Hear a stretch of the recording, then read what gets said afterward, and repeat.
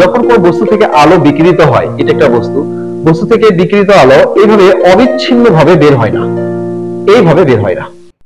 আলো বস্তু থেকে যখন নির্গত হয় তখন অবিচ্ছিন্ন ভাবে বের না হয়ে বিচ্ছিন্ন ভাবে ক্ষুদ্র শক্তির প্যাকেট আকারে নির্গত হয়। আবার দেখো, বস্তু থেকে নির্গত আলো এভাবে অবিচ্ছিন্ন আকারে বের হয় না, অবিচ্ছিন্ন বা কন্টিনিউয়াসলি রিলিজ হয় না, কন্টিনিউয়াসলি বের হয় না, বরং কিভাবে বের হয়, বস্তু থেকে যখন আলো নির্গত হয় তখন ডিসকন্টিনিউয়াসলি বা এই অংশ রূপে বা সেরা অংশ রূপে এই যে এরকম করে ক্ষুদ্র ক্ষুদ্র শক্তির প্যাকেট আকারে আলো নির্গত হয়। এটাই হচ্ছে ম্যাক্স প্ল্যাঙ্কের কোয়ান্টাম থিওরি। ম্যাক্স প্ল্যাঙ্কের কোয়ান্টাম থিওরি, বস্তু থেকে যখন আলো নির্গত হয় তখন অবিচ্ছিন্ন ভাবে বের হয় না, অবিচ্ছিন্ন ভাবে বের না হয়ে বিচ্ছিন্ন আকারে ক্ষুদ্র ক্ষুদ্র শক্তির প্যাকেট আকারে বের হয়। এই যে ক্ষুদ্র শক্তির প্যাকেট, এই ক্ষুদ্র শক্তির প্যাকেটকেই বিজ্ঞানী ম্যাক্স প্ল্যাঙ্ক ক্ষুদ্র শক্তির প্যাকেটকে তিনি বলছেন আলোর এক কোয়ান্টাম। কি বলছেন?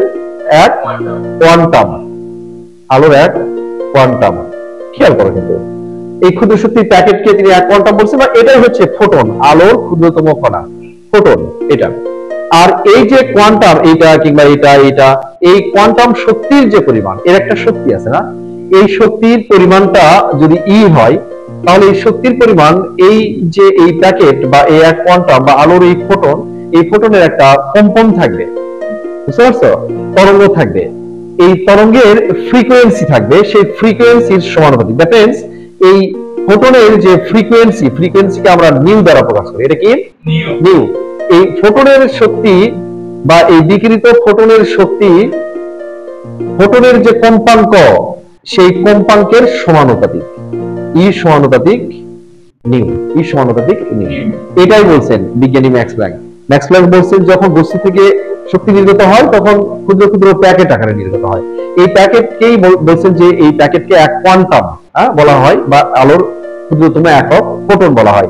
এই ক্ষুদ্রতম এককের যে শক্তি, সেই শক্তি মূলত এই ক্ষুদ্রতম এককের যে শক্তি, সেই শক্তি মূলত এই যে এই বিকিরণ, এই বিকিরণের যে ফ্রিকোয়েন্সি, যে বিকিরণটা হচ্ছে ক্ষুদ্র শক্তির প্যাকেট আকারে, এই বিকিরণের এই কম্পাঙ্ক, এটা হচ্ছে ফ্রিকোয়েন্সি। হ্যাঁ, এই ফ্রিকোয়েন্সি বা কম্পাঙ্কের সমানুপাতিক। বিকিরিত শক্তি বিকিরণের ফ্রিকোয়েন্সির সহিত সমানুপাতিক। এখন আমরা এই সমানুপাতিক যদি তুলে দিই তাহলে তো আমরা জানি যে একটা কনস্ট্যান্ট বসাতে হয়, যেটা হলো প্রপোর্শনাল কনস্ট্যান্ট। প্রপোর্শনাল কনস্ট্যান্ট, এখানে প্রপোর্শনাল কনস্ট্যান্ট হিসেবে আমরা এইচ ব্যবহার করছি। এইচ হচ্ছে সমানুপাতিক ধ্রুবক, এটাকেই বলা হবে প্ল্যাঙ্কের ধ্রুবক। মনে থাকবে, প্ল্যাঙ্কের ধ্রুবক। আর এই প্ল্যাঙ্কের ধ্রুবকের মান আছে 6.626 into 10 to the minus 34 joule second, এই এককে জানবে। তো আমরা এটা সম্পর্কে জানলাম, ই সমান এইচ নিউ, ই সমান এইচ নিউ। কি বুঝতে সমস্যা হচ্ছে? ই সমান এইচ নিউ, এই সমীকরণটা পেলাম। এখন দেখো, আমরা আরেকটা সমীকরণ জানি, আলোর বেগ। আলোর বেগকে সি দ্বারা প্রকাশ করা হয়।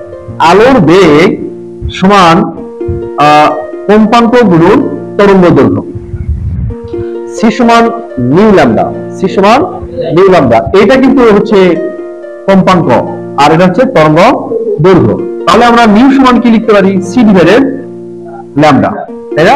আমরা যদি এটাতে এই মানটা বসিয়ে দিই, দ্যাট মিন্স এই যে সি ডিভাইডেড ল্যামডা এখানে বসিয়ে দিই, তাহলে আমরা মূল সমীকরণটা পাবো E equal to H C divided lambda. এই যে সমীকরণ, এই সমীকরণটাই হলো একটি ফোটনের শক্তি নির্ণয়ের সমীকরণ, একটি ফোটনের শক্তি নির্ণয়ের সমীকরণ, তাই না? এই শক্তি নির্ণয় সমীকরণ থেকে আমরা যদি বলি যে 1 মোল ফোটনের শক্তি, তাহলে কি দাঁড়াবে দেখো।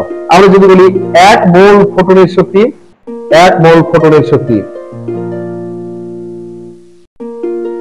তাহলে আমরা লিখব ই ইকুয়াল টু 1 মোল মানে কত? অ্যাভোগাড্রো সংখ্যক না, তাহলে আমরা এখানে গুণ দিয়ে দিব N A, 1 mole ফোটনের Shakti, N A, তারপরে এইচ নিউ, অথবা N A H C divided lambda.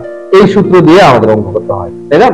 আমরা তাহলে এখানে দেখো, যদি তুমি জাস্ট কম্পাঙ্ক জানো, কোন একটা তরঙ্গের জাস্ট কি জানতে হবে? কম্পাঙ্ক, তাহলে কিন্তু ওই তরঙ্গের ফোটনের শক্তি বের করতে পারবে, 1 মোলেরও বের করতে পারবে, একটা ফোটনের শক্তিও বের করতে পারবে। এটা হলো একটা ফোটনের শক্তি, একটা ফোটনের শক্তি। আর এটা হলো 1 মোল ফোটনের শক্তি নির্ণয়ের সূত্র।